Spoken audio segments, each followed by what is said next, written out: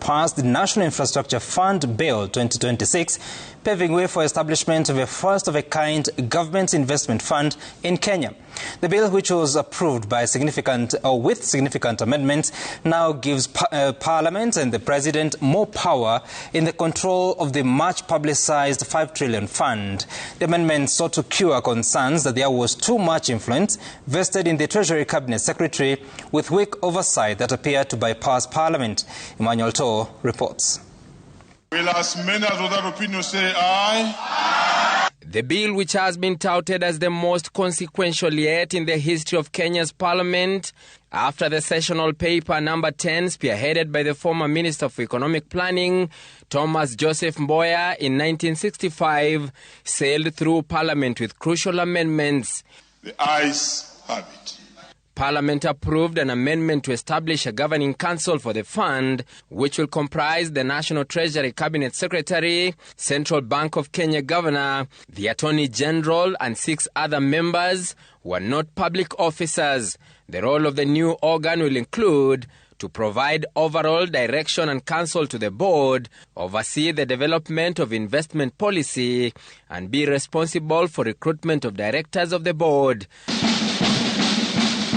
The amendment appears to respond to concerns raised by Kenyans and parliamentarians over the excessive powers of the Treasury CS in the original bill. The CS will now no longer be a member of the board. Instead, the board will comprise 8 persons, being 4 independent directors to be competitively recruited by the governing council, 3 public officers to be appointed based on the expertise or position, and the chief executive officer, who will be an ex-official member hired by the board of directors. The powers of the Treasury CS, which would have seen him decide the benefits of the board members, have also been drastically reduced. The CS will now be required to seek advisory of the Salaries and Remuneration Commission before setting up the board's benefits. The MPs also elevated their powers to oversight the fund by, among other things, requiring that an investment policy of the board must be tabled before the National Assembly by the Treasury CS for approval. The House shall have 90 days to consider such a policy and make a decision. I want to urge members of the other side, please, let us legislate together. Let us make something better for ourselves. Let us give ourselves power. Don't take away power. It is time for us to take power. The journey to Singapore has been christened. It is not just real. We can see it.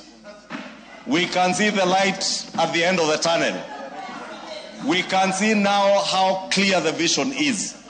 And we have now put that roadmap towards a first world nation on course.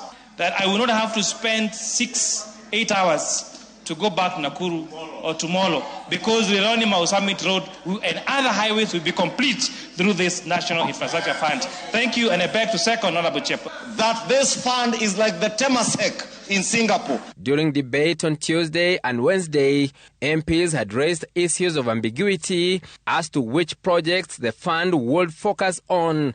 The House has now specified that the fund shall focus on national infrastructure, meaning national highways, railway networks, airports, seaports, electricity generation, transmission and distribution infrastructure, water reservoirs, and irrigation and agribusiness infrastructure.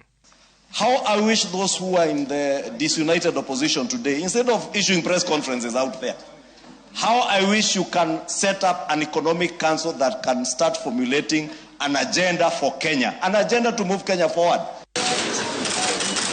The bill now awaits assent by President William Ruto. Emmanuel, Citizen TV, Nairobi. Even as Parliament